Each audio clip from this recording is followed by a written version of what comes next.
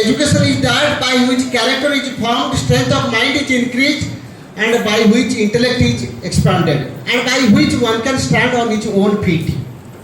सब कथा गोटे समाहित। शिक्षा केवल चारिकांत माने विद्यालय विश्वविद्यालय महाविद्यालय चारिकांत भितर सीमित होइक न रहू।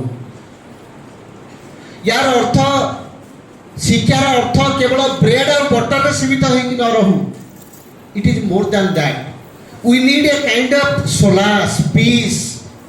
जे आम ये सोलास पीस केमिति पाइबा तार उत्तर भी आम समस्त पाखे अच्छी। कहीं भगवत गीतार से गोटे कथा कहते what is education? Education is realization of self. निजको चिन्हिबा निजको बुझिबा हु एम आई कहीं मु आसी जो उद्देश्य आम मैंने बर्तमान ये अच्छा आलोचना कर। आउ गोटे पर्व आम जानी शिक्षा क्षेत्र में आम जो कम कर फ्रॉम बिगिनिंग टू वर्तमान आरंभ रू ए पर्यंत खाली लिखा पढ़ा किसी असाइनमेंट करवा प्रोजेक्ट करवा ये सब कम मैंने निजको लिप्त कर। तेणु से संपर्कित गोटे छोटिया उक्ति पत्रिका ये पत्रिका कथा जिते आसे आम मैंने आम अवदान को विभिन्न भाव में गीत आकार रे कविता आकार रे प्रबंध आकार रे एकांकिका आकार रे एमती विभिन्न भाव में आमर सृजनशीलतार परिप्रकाश आम मैंने कर। तेणु ये पत्रिका केवल किसी पृष्ठार समाहार नुहे यह गोटे अनुष्ठान सृजनशीलता तार प्रतिभा तार चिंताधारा आ तार वर्ष सारा सफलतार जीवंत नमूना।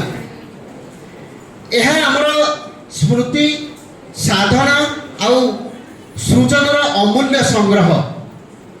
गोटे कथा कहुए कलेक्शन ऑफ एवरीथिंग। तेणु आज ये कार्यक्रम गोटे गौरवमय मुहूर्त डाएट बौद्ध तथा जिला शिक्षा प्रशिक्षण प्रतिष्ठान बौद्धर वार्षिक पत्रिकार शुभ उन्मोचन मु आमर मान्यवर सम्मानित अतिथिवृंद एवं आमर अध्यक्षा तथा महोदय को सादर अनुरोध करुच्ची से माने दयाकोरी मंच निकट में थिबा से जो स्टांडी रे स्टांडी को उन्मोचन करिवे आ उन्मोचन करी आम को कृतार्थ करंतु। मु समस्त को रिक्वेस्ट करी समस्त करताली देई अतिथिवृंद को स्वागत करिवे मुखपत्र उन्मोचन करिया पाई। आपण माने जानिसथि ये गोटे बहुत दिन प्रयास किपरि भाव में हमर मुखपत्र को परिकल्पना कराइबो। आज से समय आसी हम से मुखपत्र जहार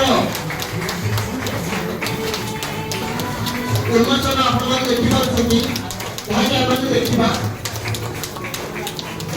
तो ये शुभ उन्मोचन अवसर में आम सहित थिबा श्रीजुक्त जिला शिक्षा अधिकारी उनको मु रिक्वेस्ट करबी सर से नामटी को उच्चारण करबा समस्त के सामने रे